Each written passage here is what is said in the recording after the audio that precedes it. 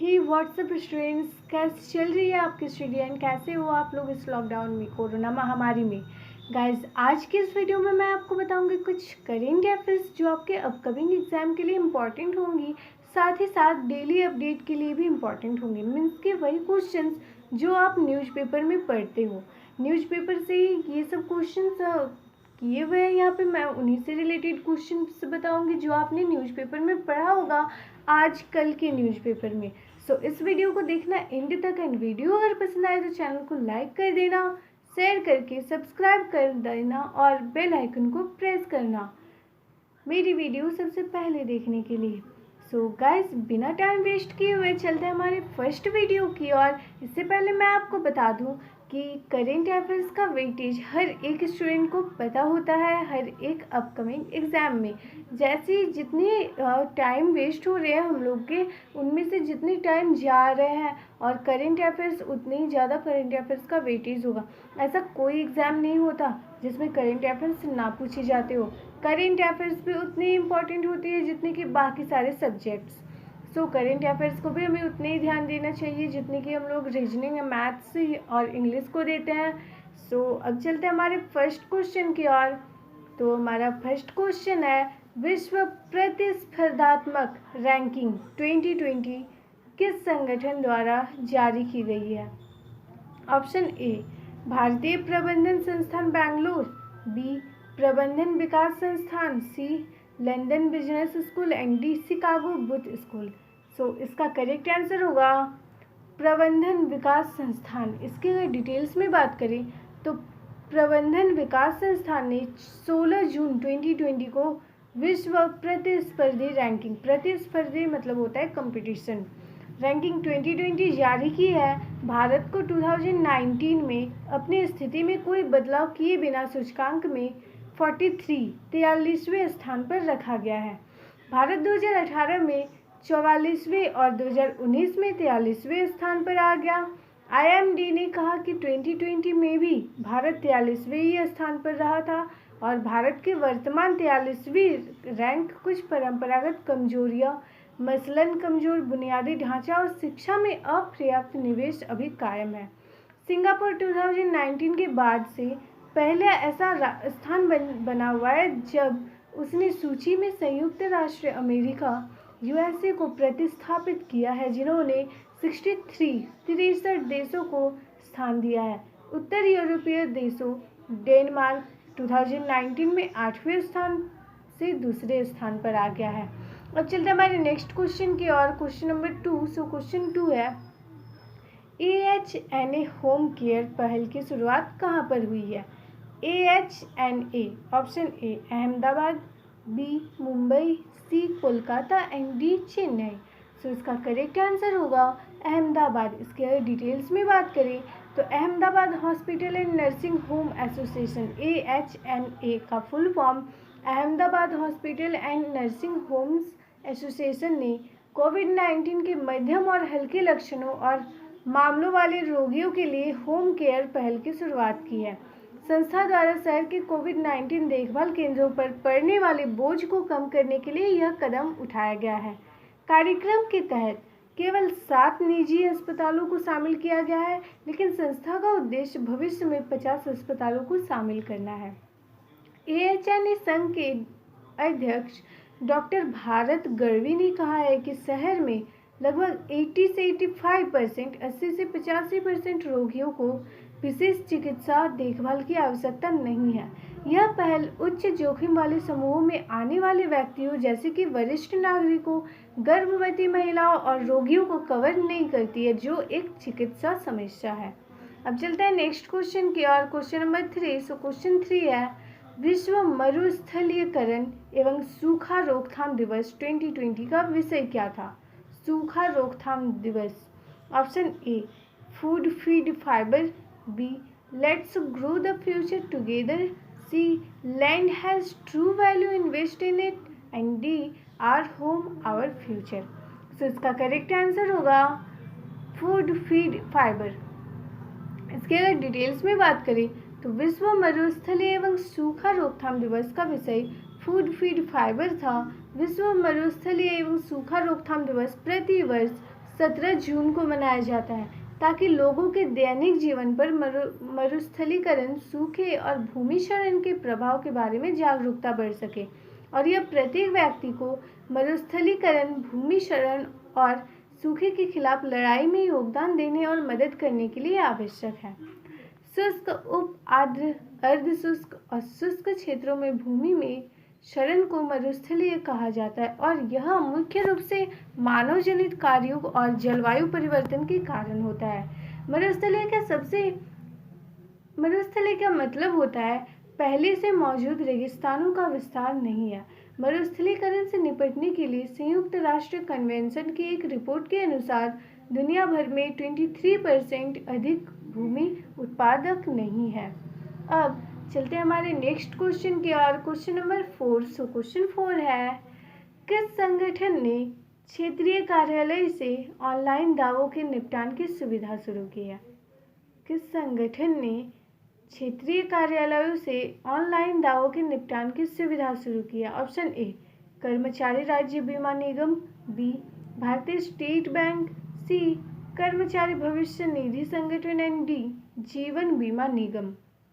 तो इसका correct answer होगा कर्मचारी भविष्य निधि संगठन। इसके अगर डिटेल्स में बात करें तो हाल ही में कर्मचारी भविष्य निधि संगठन EPFO ने विभिन्न संस्थानों ने ऑनलाइन दावों के निपटान सुविधा की शुरुआत की है।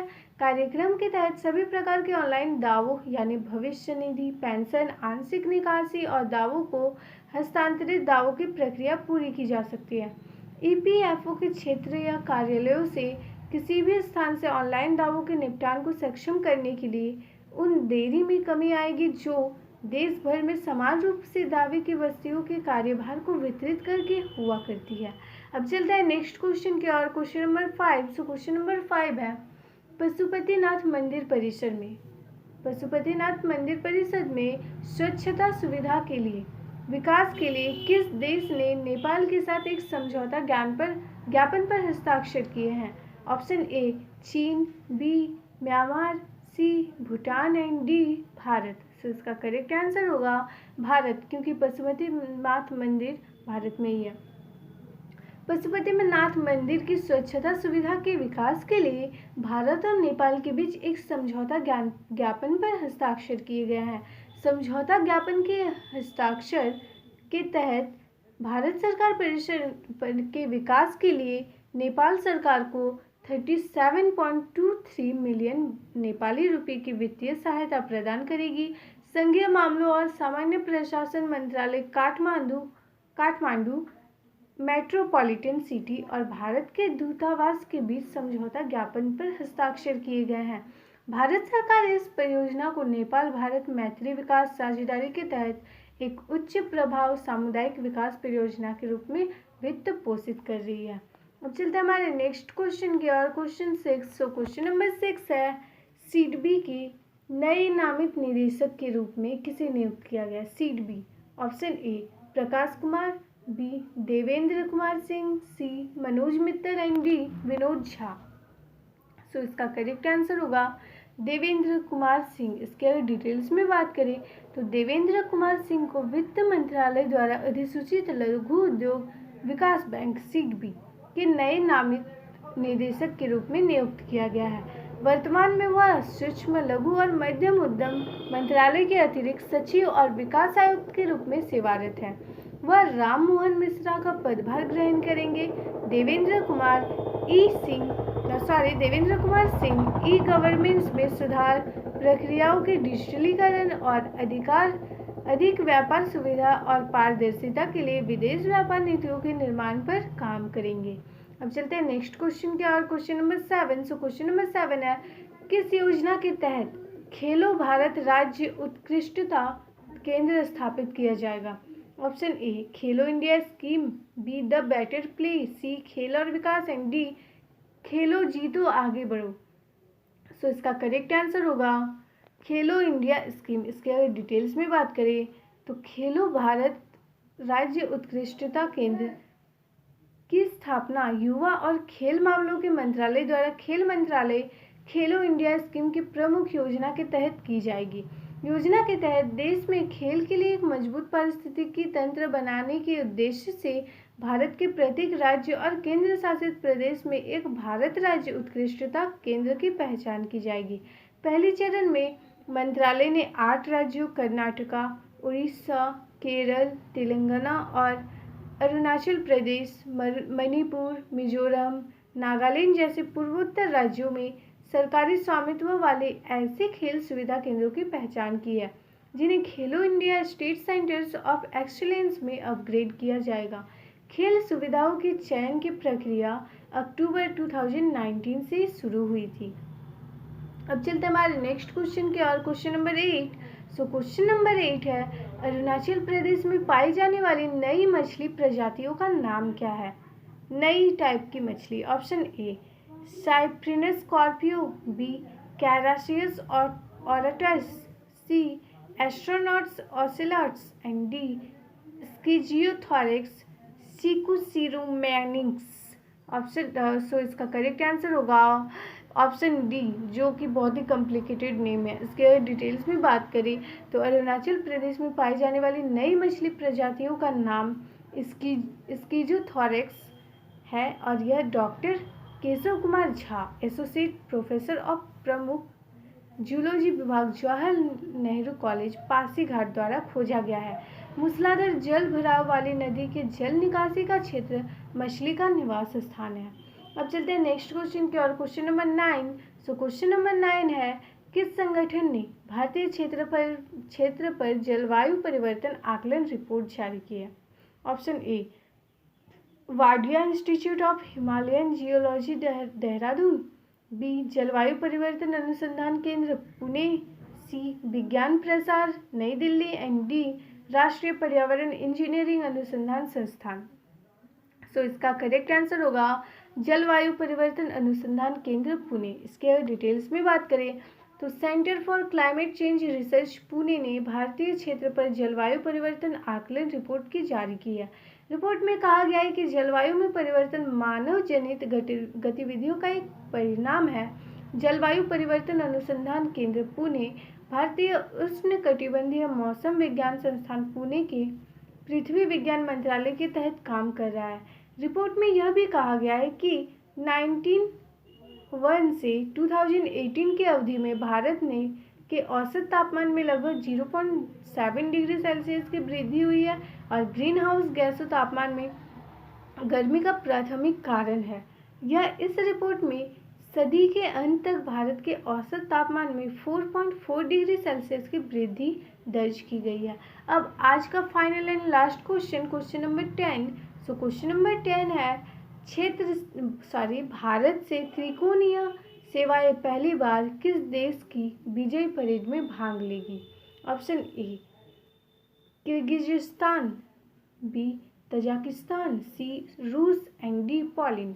इसका करेक्ट आंसर होगा रूस। इसके डिटेल्स में बात करें तो भारत के रक्षा मंत्री राजनाथ सिंह ने द्वितीय विश्व युद्ध में विजय की 75वीं 75वीं वर्षगांठ के अवसर पर रूस की विजय परेड के लिए एक भारतीय त्रिकोणीय सेवाओं को भेजने पर सहमति व्यक्त की है, जहां दुनिया के अन्य देशों के प्रतियोगी भी भाग लेंगे। रूस के रक्षा मंत्री ने मॉस्को में 24 जून 2020 को आयोजित होने वाले विजय दिवस परेड में भाग लेने के लिए भारतीय दल को आमंत्रित किया गया है। रक्षा मंत्री ने परेड में भाग लेने के लिए 75 सदस्यीय दल को भेजने पर सहमति व्यक्त की है, जहां अन्य देशों के सैन्य दलों के भी भाग लेने की उम्मीद है। परेड में भाग लेना रूस के लोगों के साथ एकजुटता दिखाने और श्रद्धांजलि देने का प्रतीक होगा, जब वे महान देशभक्ति के युद्ध के अपने नायकों को याद करेंगे। आज यहीं तक एंड आज का वीडियो आपको कैसा लगा ये आप कमेंट में बताओ। एंड वीडियो अगर पसंद आए तो चैनल को लाइक कर देना, शेयर करना एंड सब्सक्राइब करके बेल आइकन को प्रेस कर देना। तब तक के लिए टेक केयर, बाय बाय।